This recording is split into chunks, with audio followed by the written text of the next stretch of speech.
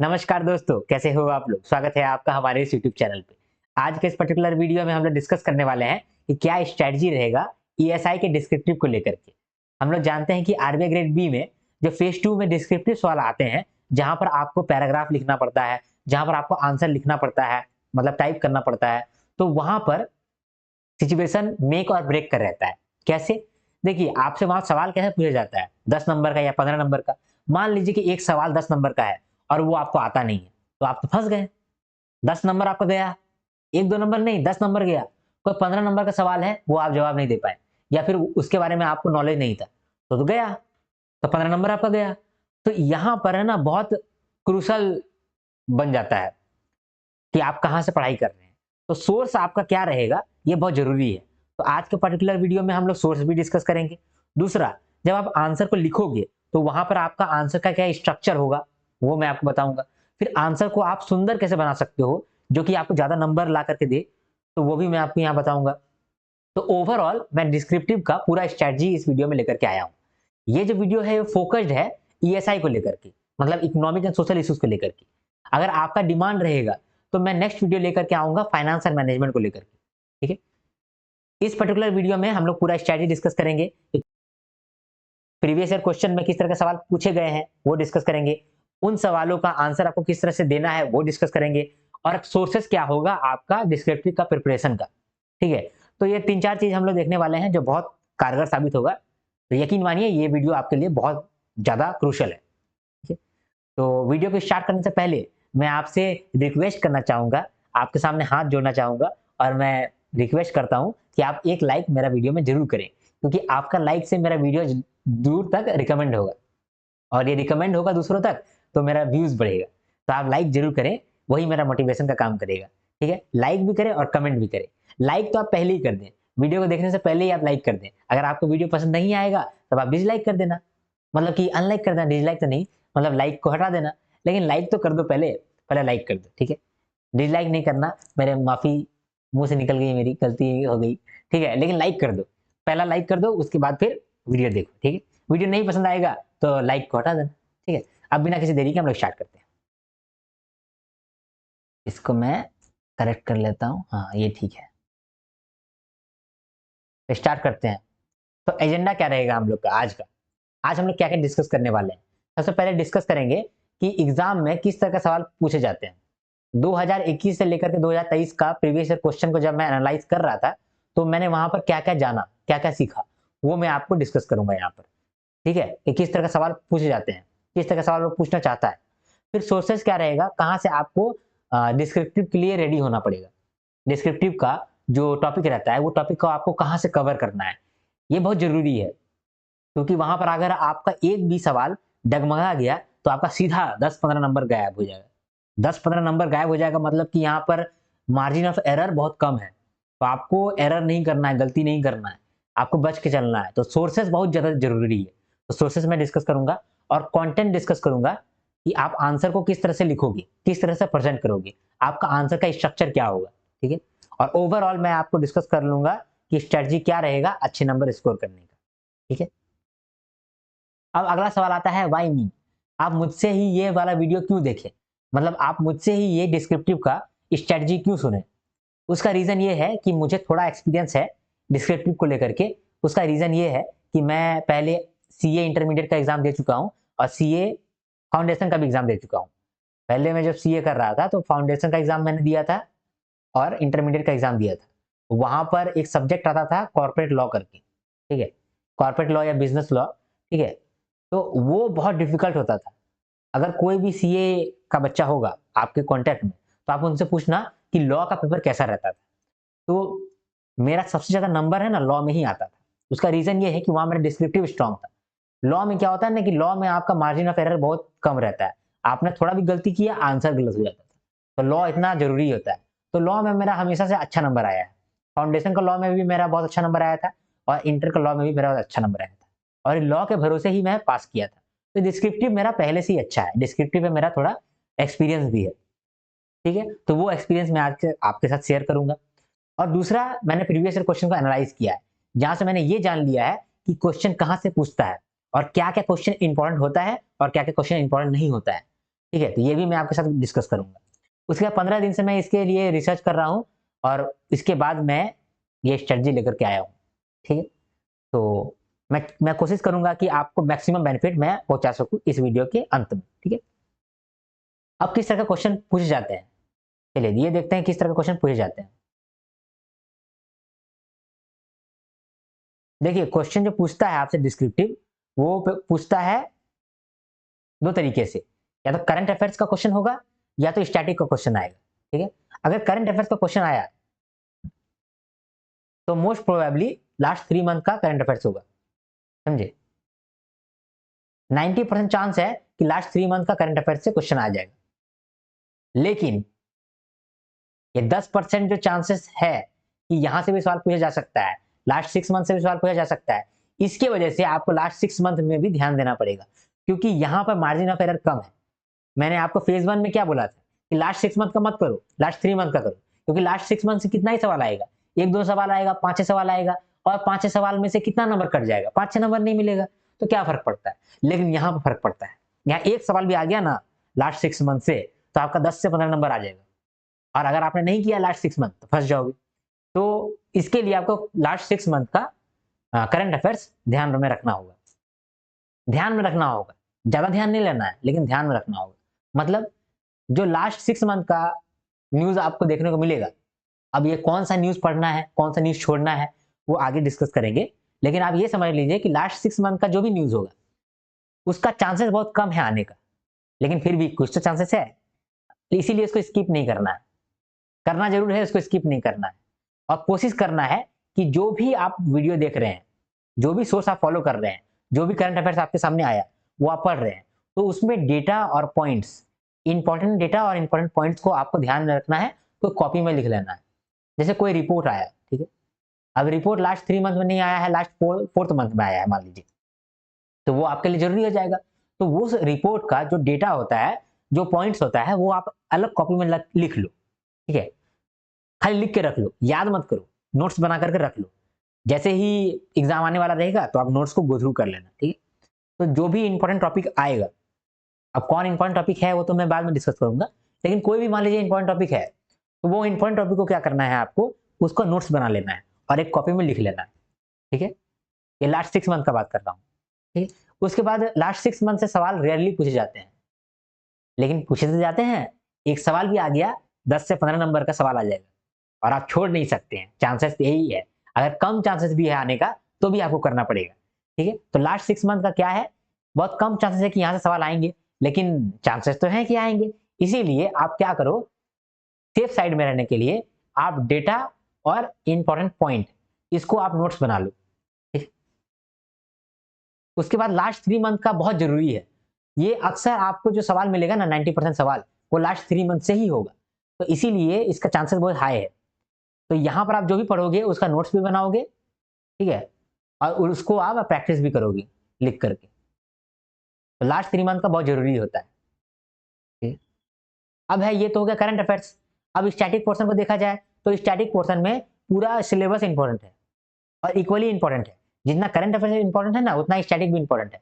मान लीजिए कि करंट अफेयर से आपका 55 नंबर का सवाल पूछा गया, तो स्टैटिक से आपका 45 नंबर का सवाल पूछा जाएगा। अगर मान लीजिए कि कभी करंट अफेयर से आपका जो सवाल पूछा गया है वो 45 नंबर का है, तो आपको स्टैटिक से दिख जाएगा 55 नंबर का सवाल। मतलब समझ रहे हैं, स्टैटिक पोर्शन भी बहुत जरूरी है, तो स्टैटिक पोर्शन भी आपको पढ़ना पड़ेगा और करंट अफेयर भी आपको पढ़ना पड़ेगा। ठीक है, क्या स्ट्रैटेजी ये सब का रहेगा वो तो मैं डिस्कस करूंगा अभी, डोंट वरी। ठीक है,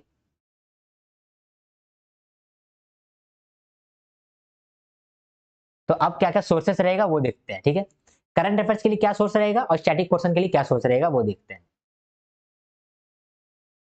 तो करंट अफेयर्स के लिए क्या सोर्स रहेगा, देखिए करंट अफेयर्स के लिए आप जो आईएएस या फिर यूपीएससी का जो यूट्यूब चैनल होता है ना, जैसे study IQ, analyst IAS, forum IAS, दृष्टि आईएएस, ये सब को देखो आप, ये सब का वीडियोस को देखो। ये सब का वीडियोस में वही वीडियोस को देखना जो आपका एग्जाम से रिलेवेंट हो।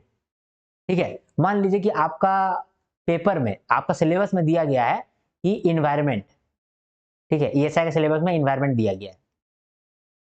ठीक है, तो इन्वायरमेंट से लेकर, इन्वायरमेंट से रिलेटेड जो भी रिपोर्ट आया होगा, ठीक है, या फिर जो भी न्यूज आया होगा, वो न्यूज अगर बहुत इंपॉर्टेंट है ना, तो ये आईएएस वाला टीचर लोग उसको कवर करा लिया होगा, तो वहां पर आप जाकर के वो वीडियो देख लेना। ठीक है, तो आईएएस वाला वीडियो जब आप देखोगे ना, तो वहां पर वही सब वीडियोस मिलेगा जो आईएएस से रिलेवेंट है, लेकिन आप उस वीडियो से भी चुन लेना कि मेरे लिए क्या इंपॉर्टेंट है, मेरे लिए क्या रिलेवेंट है। मेरे लिए वही रिलेवेंट होगा जो आरबीआई ग्रेड बी का सिलेबस में दिया होगा। तो इसीलिए सबसे पहले सिलेबस याद करना बहुत जरूरी है। मैंने आपको सिलेबस याद कराया है, वो आप सिलेबस जरूर याद कर लेना। ठीक है, मेरे चैनल में जाओगे ना, तो वहाँ प्लेलिस्ट में आपको सिलेबस मिलेगा। सिलेबस आप याद कर लो, हर जगह सिलेबस काम आता है। सिलेबस आप याद करके रखो। ठीक है, और उस सिलेबस के बेस पे ही आप देखो कि कौन सा सिलेबस से ही आपका वीडियो दिख रहा है, एनालिस्ट आईएएस चैनल पे, या फिर स्टडी आईक्यू चैनल पे, या फिर फोरम आईएएस चैनल पे। तो यहाँ पर जो वीडियोस भी आपको मिलेगा, वो वीडियोस आप कवर कर लेना, उसका नोट्स बना लेना। ठीक है, और उसको बढ़िया से देख लेना, समझ लेना। ठीक है,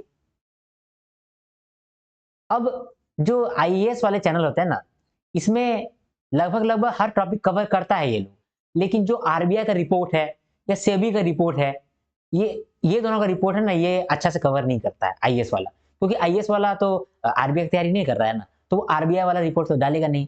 तो इसीलिए ये जो यूट्यूब चैनल है ना आईएएस वाला, जैसे कि study IQ, forum IAS, analyst IAS, तो ये लोग जो है ना, आरबीआई का कोई रिपोर्ट को अच्छे से एनालाइज नहीं करता है। तो उसके लिए आप क्या करेंगे, क्योंकि आरबीआई का रिपोर्ट भी जरूरी होता है, तो उसके लिए आप अनुज जिंदल सर को फॉलो कर लीजिए। तो फाइनेंस 247 आता है ना, उसमें ही आपको बहुत सारा रिपोर्ट मिलेगा। तो जो आरबीआई का रिपोर्ट है या फिर सेबी का रिपोर्ट है, ये दोनों में से किसी का भी रिपोर्ट है, तो वो रिपोर्ट को आप देख लीजिएगा। ठीक है, तो बाकी सबके लिए आईएएस चैनल, ठीक है, और आरबीआई रिपोर्ट के लिए या फिर सेबी के रिपोर्ट के लिए अनुज जिंदल सर, या फिर एडुटैप को भी आप फॉलो कर सकते हैं। एडुटैप में क्या प्रॉब्लम है ना, एडुटैप बहुत सारा चीज पढ़ाता है, बहुत पढ़ा देगा, ये लालच में कि इतना पढ़ा देंगे तो कुछ ना कुछ तो एग्जाम में आ जाएगा, फिर हम बोल पाएंगे कि देखो मेरा मेरा सवाल सही आया है, मेरा किताब से ही सवाल आ गया है, हाँ मेरा ही स्क्रीनशॉट से सवाल आ गया है, ऐसे बोलने लगेगा। तो वो ये दिखाने के लिए कि मेरे यहाँ से ही सवाल आता है, वो आधा चीज पढ़ा देता है कि सब पढ़ लो। सब तो आप पढ़ नहीं सकते हैं, पढ़ लिए तो याद नहीं कर सकेंगे। इसीलिए मैं रिकमेंड करूंगा कि जो आरबीआई या फिर सेबी का रिपोर्ट है, उसके लिए आप अनुज जिंदल सर को फॉलो कर लो, और बाकी जितना भी डिस्क्रिप्टिव है उसके लिए आप आईएएस चैनल को फॉलो करो। जो भी आईएएस चैनल होता है, दृष्टि IAS, forum IAS, study IQ, ये सबको आप फॉलो कर लो। ठीक है, तो यहाँ पर आपका करंट अफेयर्स के लिए डिस्क्रिप्टिव पोर्शन रेडी हो जाएगा। ठीक है, कभी कभी क्या होता है ना, एक्स्ट्रा ऑर्डिनरी थिंग्स होता है, समझे, तो एक्स्ट्रा ऑर्डिनरी थिंग्स को भी आपको कवर करना है। ये एक्स्ट्रा ऑर्डिनरी थिंग्स कहाँ मिलेगा, ये जो आईएएस का चैनल सब है ना, यहाँ पर कुछ कुछ ऐसा वीडियोस आएगा ना, जो वीडियोस भयंकर वीडियोस होगा, मतलब कि पूरा भारत को इंपैक्ट करता होगा, स्ट्रॉन्ग होगा एकदम वीडियोस, और वो वीडियोस सब लास्ट 3 मंथ का होगा, समझे, तो वो वीडियो एक्स्ट्रा ऑर्डिनरी है, तो उसको आप कवर कर लेना। ठीक है, यहाँ पर मैं लिख देता हूँ, नीचे में लिख देता हूँ कि एक्स्ट्रा ऑर्डिनरी थिंग्स क्या क्या है। जो भी चीज लास्ट 3 मंथ का हो, ठीक है, जो भी चीज लास्ट 3 मंथ का हो और पूरा देश को इंपैक्ट कर रहा हो, कुछ एक्स्ट्रा ऑर्डिनरी थिंग्स हो गया, जैसे कि अकाल आ गया है, चार चार स्टेट में भुखमरी आ गया है, ये तो भयंकर भयंकर चीज हो गया है ना, लेकिन ये आपका सिलेबस से रिलेट नहीं कर रहा है मान लीजिए, तो भी आपको करना पड़ेगा। तो लास्ट 3 मंथ में अगर ऐसा ऐसा न्यूज मिल गया है जो एकदम तबाही वाला न्यूज है, तो वो वाला न्यूज भी आप कर लीजिएगा। ठीक है, तो क्या क्या करना है आपको, मेनली आईएएस चैनल को फॉलो करना है, और वहां पर जो भी सिलेबस से रिलेटेड पॉइंट्स है वो आपको देखना है, जो सिलेबस से रिलेटेड टॉपिक है वो सब टॉपिक को आपको देखना है, उसका नोट्स बनाना है। आईएएस चैनल वाला आरबीआई रिपोर्ट को उतना गौर करके नहीं बनाता है वीडियो, तो आरबीआई रिपोर्ट के लिए आप अनुज जिंदल सर को फॉलो कर लेना। ठीक है, उसके बाद अगर कोई लास्ट 3 मंथ में एक्स्ट्रा ऑर्डिनरी थिंग्स हुआ है हमारे देश में, तो उसके बारे में आपको थोड़ा बहुत नॉलेज होना चाहिए, क्योंकि इंटरव्यू में भी पूछ सकता है, डिस्क्रिप्टिव में भी पूछ सकता है। ठीक है, तो वो आप कर लेना। ये तो क्या करंट अफेयर्स को आपको किस तरह से अप्रोच करना है, क्या क्या सोर्सेस रहेगा। स्टैटिक पोर्शन के लिए क्या सोर्सेस रहेगा, कोई सोर्स नहीं रहेगा, समझे। तो देखिए जो आपका जो स्टैटिक पोर्शन है उसमें कोई सोर्सेस जरूरी नहीं है, समझे। मैंने आपको बहुत सारा कवर कराया है, वो वीडियोस आप देख लो, अगर आप पूरा न्यू हो तो वो वीडियोस को देख लो। ठीक है, और वहां पर मैंने चार्ट दिया है आपको। ठीक है, तो वो चार्ट से आप रिवीजन करो, और कोशिश करो कि उस चार्ट से ही आप डिस्क्रिप्टिव आंसर लिखो। डिस्क्रिप्टिव के आंसर मैं सोच रहा हूँ लेकर के आऊं, स्टैटिक पोर्शन के जो डिस्क्रिप्टिव सवाल है ना, उसमें सोच रहा हूँ कि लेकर के आऊं। लेकिन फिर मुझे डर लगता है कि मैं लेकर के आऊँगा और लोग देखेंगे ही नहीं। तो इस डर की वजह से मैं डालना नहीं चाहता हूँ, ठीक है? मैं टाइम वेस्ट नहीं करना चाहता हूँ। मैं सोचता हूँ कि मैनेजमेंट का जो मैं फ्री कोर्स लेकर के आ रहा हूँ, उसी में मैं अपना टाइम वेस्ट करूँ, मतलब उसी में टाइम अपना लगाऊँ। इधर टाइम इन्वेस्ट ना करूँ डिस्क्रिप्टिव में, क्योंकि जब मुझे व्यूज़ मिलेगा नहीं, तो मैं झूठ का क्यों टाइम अपना बाँध के रखूँगा, ठीक है? तो इसीलिए अगर 20 कमेंट आएगा इस वीडियो में, 20 कमेंट अगर आता है, तो फिर मैं डिस्क्रिप्टिव का सवाल लेकर के आऊँगा और फिर मैं इसका आंसर भी आपको करवाऊँगा, ठीक है? कि आपको किस तरह से आंसर करना है, और डिस्क्रिप्टिव में हर सवाल लेकर के आऊँगा। मान लीजिए कि एक चैप्टर है एफआरबीएम एक्ट, तो एफआरबीएम एक्ट से मान लीजिए कि 5 डिस्क्रिप्टिव क्वेश्चन बनते हैं, तो वो पाँचों क्वेश्चन को मैं डिस्कस करूँगा विद आंसर, ठीक है? लेकिन मैंने अक्सर देखा है कि डिस्क्रिप्टिव में लोग उतना अट्रैक्टिव नहीं है, इसीलिए मैं वो वीडियो लाना नहीं चाहता हूँ। लेकिन अगर आप अ, मुझे फ़ोर्स करोगे, कमेंट करोगे, तो फिर मैं लेके आऊँगा, ठीक है? लेकिन 20 कमेंट तो एटलीस्ट मुझे चाहिए, तभी मैं डिस्क्रिप्टिव का वीडियो लेकर के आऊँगा, ठीक है? तो मैंने आपको वीडियोज़ दिया है स्टैटिक पोर्शन के लिए और चार्ट भी दिया है, वहाँ से आप याद कर सकते हो, ठीक है? समझ सकते हो चीज़ों को। ये मेरा वीडियो से आपको स्टैटिक पोर्शन कवर हो जाएगा, मोस्टली, ठीक है? मोस्टली आपका स्टैटिक टॉपिक खत्म हो जाएगा। उसके बाद जो आपको डिस्क्रिप्टिव है, उसके लिए मैं आप वीडियो लेकर के आऊँगा, अगर आप मुझे कमेंट करोगे तो। अगर देखिए मैं अगर वीडियो नहीं लाता हूँ, तो आपको क्या करना है? सिलेबस उठाना है, सिलेबस में जो भी टैग दिया हुआ है, सिलेबस में जो भी लिखा हुआ है, उससे आपको एक क्वेश्चन बना लेना है, अपने मन से ही, और उस क्वेश्चन का फिर आंसर आप लिखो। ये आंसर आप कहाँ से लिखोगे? इंटरनेट से, और का आंसर आप खुद बनाओ। मतलब क्वेश्चन भी आप खुद बनाओ, आंसर भी आप खुद बनाओ। ये आपका बहुत हेल्प करेगा। तो सिलेबस देखो, वहाँ पर जो भी टॉपिक दिया गया है, वो टॉपिक का क्वेश्चन बना लो और वो क्वेश्चन को फिर आप आंसर कर लो। तो इस तरह से क्या होगा, आपका जो स्टैटिक का डिस्क्रिप्टिव है, वो कवर हो जाएगा। और अगर आप बोलोगे और कमेंट करोगे, तो मैं कोशिश करूँगा कि मैं वीडियो लेकर के आ जाऊँ, ठीक है? तो सोर्सेज़ मैंने डिस्कस कर लिया यहाँ पर। अब देखना है कि किस तरह से आपको एग्ज़ाम में लिखना है, ठीक है? आपको आंसर का स्ट्रक्चर कैसे रखना है। देखिए, ये जो 7 पॉइंट है, इसको बाद में देखते हैं। मैं आपको बताता हूँ कि आंसर कैसे लिखना चाहिए, ठीक है? कहाँ पर मैं बताऊँ, यहाँ पर बताता हूँ। अगर आपको मान लीजिए कि कोई आंसर लिखना है, तो आप क्या करोगे? मान लीजिए क्वेश्चन है मॉनेटरी पॉलिसी, कि मॉनेटरी पॉलिसी आप समझाओ, ठीक? मॉनेटरी पॉलिसी को डिस्कस करो, ये सवाल है। तो आप इसको किस तरह से जवाब देंगे?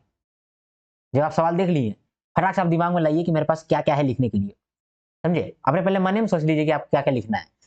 तो फिर आपने सोचा कि सबसे पहले ना वो डेफिनेशन जो रटे हुए हैं हम, वो डेफिनेशन को लिख देंगे। मॉनेटरी पॉलिसी का क्या डेफिनेशन है, ठीक है? उसके बाद अभी करंट अफेयर्स में क्या हुआ है ना कि मॉनेटरी पॉलिसी लेकर के आ रहा था, तो अभी जो फिलहाल है एक्सपेंशनरी मॉनेटरी पॉलिसी लेकर के आया है। तो मतलब हम पहले उसके बाद टाइप्स बता देंगे कि 2 तरह का टाइप है। एक वो एक्सपेंशनरी मॉनेटरी पॉलिसी होता है, एक कॉन्ट्रैक्शनली मॉनेटरी पॉलिसी होता है। फिर उसके बाद अभी बता देंगे कि अभी जो है एक्सपेंशनरी मॉनेटरी पॉलिसी हमारे देश में आया है, ठीक है? उसके बाद फिर बता देंगे कि अगर यहाँ पर कॉन्ट्रैक्शनरी मॉनेटरी पॉलिसी ले आया था, तो क्या-क्या दिक्कत हो जाता, और एक्सपेंशनरी मॉनेटरी पॉलिसी लाया है तो क्या-क्या फायदा हो गया, समझे? ये सब आप रफ में लिख लिए हैं, समझे? और डेटा भी लिखे हैं कि करंटली क्या हुआ है कि मॉनेटरी पॉलिसी कमिटी का, क्या लिख रहा हूँ मैं करंटली, हाँ, करंटली क्या हुआ है, मॉनेटरी पॉलिसी कमिटी का एक हेड इलेक्ट हुआ है, समझे? तो इतना आपके पास इन्फॉर्मेशन है, इसको आपको लिखना है। तो सबसे पहले आप क्या करिएगा, आप आंसर लिखने चालू करिएगा। सबसे पहले आप डेफिनेशन दीजिएगा, समझे? उसके बाद फिर आप पैराग्राफ छोड़िएगा, फिर टाइप्स लिखिएगा, फिर 1 नंबर दे करके लिखिएगा एक्सपेंशनरी मॉनेटरी पॉलिसी, दूसरा नंबर लिखिएगा कॉन्ट्रैक्शनरी मॉनेटरी पॉलिसी। फिर यहाँ पर एक्सपेंशनरी मॉनेटरी पॉलिसी अब लिखें, ठीक है? और 2-3 लाइन लिखें, इसका फ़ायदा लिखें, ठीक है? फ़ायदा 1-2 लिख दिए। फिर कॉन्ट्रैक्शनरी लिखें, ठीक है? और फ़ायदा लिख दिए। उसके बाद फिर आप लिखें कि अभी हमारे देश में एक्सपेंशनरी मॉनेटरी पॉलिसी फॉलो किया जा रहा है, ठीक है? तो आप फिर लिखें कि करंटली हमारे देश में क्या फॉलो हो रहा है, ठीक? और लास्ट में फिर कंक्लूजन दे दिए। तो आपने जानते किस तरह से लिखा है? पहले आपने यहाँ पर इंट्रोडक्शन लिखा, इतना सारा आपका इंट्रोडक्शन था, ठीक है? फिर उसका बॉडी यहाँ पर आया, ठीक है? और लास्ट में फिर आपने कंक्लूजन लिख दिया, समझे? तो इसी तरह से आप कोई भी डिस्क्रिप्टिव को लिखते हो, ठीक है? कोशिश करते हो कि पॉइंट्स में आप आंसर लिखो ताकि पढ़ने में आसानी हो, लेकिन सिर्फ पॉइंट्स में लिख दोगे तो पूरा बात समझ में नहीं आएगा, इसीलिए पॉइंट्स को भी थोड़ा एलोबरेट करके लिखना पड़ेगा, ठीक है? और आपको चीज़ों को समझाना पड़ेगा। तो क्या-क्या हम लोग लिखना पड़ेगा? जब हम लोग आंसर लिखेंगे, तो आंसर को लिखने से पहले ही हम लोग अपने मन में स्ट्रक्चर बना लेंगे कि आपको किस तरह से इंट्रो को लिखना है, किस तरह से बॉडी लिखना है और किस तरह से कंक्लूजन लिखना है। कोशिश करना है कि पॉइंट्स में लिखें। कुछ एक्स्ट्रा ऑर्डिनरी वर्ड्स इसमें डाल देंगे हम, जैसे एक्सक्लूसिव मतलब एक्सक्लूसाइट, समझे? फिर रैम्पेंट, परवेसिवनेस, इस तरह का वर्ड को यूज़ करना है, जिससे जो चेक कर रहा है ना हम लोग का आंसर, उसको लगेगा कि यार ये बंदा बहुत इंटेलेक्चुअल है, इसको बहुत बुद्धि है, तो आपको ज़्यादा नंबर देगा। अच्छा-सा कनेक्टर यूज़ करना है, मोरओवर यूज़ करना है, फर्दरमोर यूज़ करना है, इन एडिशन यूज़ करना है। ये सब जब आप यूज़ करते हो ना, तब जो एग्ज़ामिनर है उसको लगता है कि हाँ, इसको लिखने आता है, इसको डिस्क्रिप्टिव आंसर लिखने आता है। तो सिर्फ इतना ही लिख देखेगा ना वो, तो समझ जाएगा कि अच्छा लिखा होगा, तो पूरा नहीं पढ़ेगा वो। वो मोस्टली पढ़ेगा, लेकिन फर्दरमोर, मोरओवर या फिर इन एडिशन ये सब देख कर के ही वो फिदा हो जाएगा। पैराग्राफ में आप स्पेस ज़रूर दीजिएगा। जब आप पैराग्राफ लिखते हैं ना, तो मान लीजिए एक पैराग्राफ इतना लिखें, फिर आप स्पेस दीजिए। ऐसा नहीं कि बड़ा-सा पैराग्राफ लिख दिए हैं, आप उसमें कोई स्पेस नहीं दिए हैं। लिखते जा रहे हैं, लिखते जा रहे हैं, लिखते जा रहे हैं, ऐसा नहीं लिखिए। कुछ पैराग्राफ में तोड़िए उसको। जैसे बॉडी लिख रहे हैं आप, जब आंसर में पहले इंट्रो दिए ना आप, इंट्रो दिए, ठीक है? डेफिनेशन वगैरह दिए हैं, टाइप्स वगैरह दिए हैं, फिर बॉडी लिखने लगे। तो बॉडी में आप मान लीजिए कि इतना बड़ा बॉडी है, समझे? आपको पूरा लिखना है, तो आप इतना बड़ा मत लिखिए उसको। उसको 3 भाग में बाँट दीजिए। पहला भाग में बाँट दीजिए, दूसरा भाग में बाँट दीजिए, तीसरा भाग में बाँट दीजिए। उसके बाद फिर आप लास्ट में कंक्लूज़न दीजिए। समझे?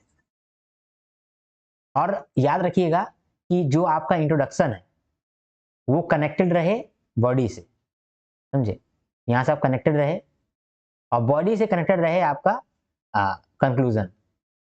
और कंक्लूज़न में लास्ट में आप इंट्रो और बॉडी दोनों को कंक्लूड कर दीजिए, समझे? तो आपका आंसर फुल हो जाएगा, अच्छा नंबर आएगा। ठीक? उसके बाद करंट अफेयर्स का डेटा के साथ आप कनेक्ट करने की कोशिश करिए। कोशिश करिए कि करंट अफेयर्स में जो भी रिपोर्ट आया है, जो भी इंडेक्स आया है, उसमें जो डेटा दिया है वो आप लिखें। जैसे एग्ज़ाम्पल के लिए मान लीजिए कि आपको एम्प्लॉयमेंट में क्वेश्चन पूछा है एम्प्लॉयमेंट में, तो आप बताइए कि अभी इंडिया में एम्प्लॉयमेंट किस तरह का है? हाँ, नहीं, यहाँ देखिए किस तरह से आपको आंसर लिखना है। मान लीजिए एम्प्लॉयमेंट में आपको सवाल पूछा है, तो आप पहले एम्प्लॉयमेंट का डेफिनेशन दीजिएगा। ये डेफिनेशन ना रटा हुआ होना चाहिए और यहाँ डेफिनेशन में आपको लिखना पड़ेगा कि as per world bank employment unemployment is this. फिर as per IMF employment is defined as this, तो वो आपको बताना पड़ेगा। डेफिनेशन आपको इस तरह से लिखना पड़ेगा। फिर यहाँ पर टाइप्स आप लिखिएगा। तो यहाँ पर आपका इंट्रो खत्म हो गया। अब आप बॉडी लिख रहे हैं, तो यहाँ पर आप करंट अफेयर्स का डेटा जो आप याद किए हैं, वो आप यहाँ पर कोट करिएगा बीच-बीच में। बोलिएगा कि according to international labour organisation unemployment rate is this. उसके बाद ऐसे करके आप थेसिस लिखिएगा वहाँ पर, समझे? मतलब स्टाइल मार-मार के डेटा को यूज़ करिएगा। इससे आपका आंसर बहुत सुंदर होगा। ठीक है? और लास्ट में स्पेलिंग एरर आप बहुत कम करिएगा, ज़्यादा स्पेलिंग एरर मत करिएगा, क्योंकि ध्यान अगर स्पेलिंग एरर पे चल जाएगा ना, तो आपका सारा मेहनत बेकार हो जाएगा। फिर बोलेगा भाग साला इसको आता ही नहीं है, ये खाली झूठे-मूठे इतना स्टाइल मारा है, समझे? तो स्पेलिंग एरर आप गलती से नहीं करिएगा। ग्रामर एरर हो गया, तो चलिए एक समय के लिए ग्रामर एरर भी चल जाएगा, लेकिन स्पेलिंग एरर तो होना ही नहीं चाहिए, ठीक है? तो कैसे करना है आपको? आंसर में इंट्रो, बॉडी, कंक्लूजन में लिखना है। पॉइंट्स में आपको आंसर लिखना है। कुछ एक्स्ट्रा ऑर्डिनरी वर्ड यहाँ पर यूज़ करना है, जैसे एक्सक्वसाइट, रैम्पेंट, परवेसिवनेस, समझे? फिर अच्छा-अच्छा कनेक्टर यूज़ करना है, जैसे मोरेओवर, उसके बाद फर्दरमोर, इन एडिशन। फिर पैराग्राफ के बीच में स्पेस देना है।